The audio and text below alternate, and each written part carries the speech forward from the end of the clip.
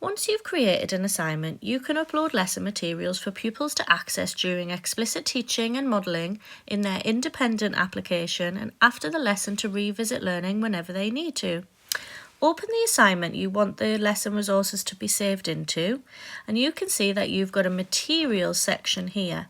This is where all of your lesson resources will sit.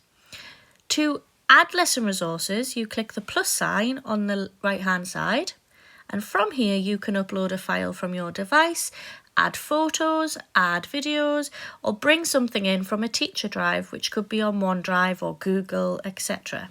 To do this, you click on Import Document. This will then give you an option of where things are saved.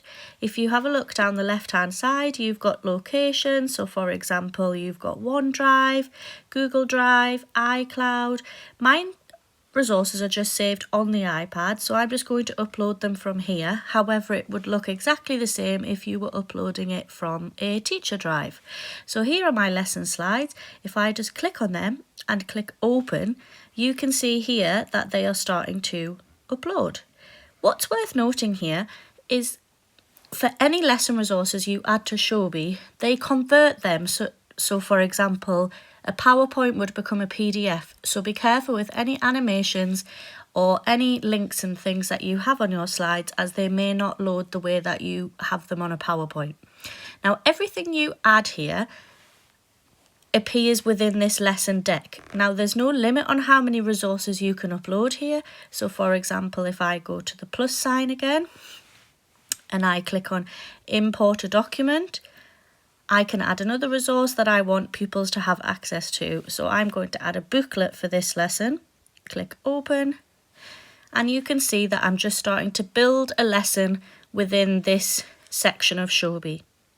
Now, one thing you can do if you would like to organise them in a specific way is you can do something called pin. You just hold it down, and can you see this pin option here? If you click on the pin option, it moves it to the top of the lesson so that you can organise it in a specific way. There will be support from the PedTech team on how your school wants your lesson resources to look, or what guidance on what you might want to upload, and that will appear later on. However, for now, this is just giving pupils access to your resources where they can annotate, capture their thinking digitally, and revisit your modelling whenever they need to.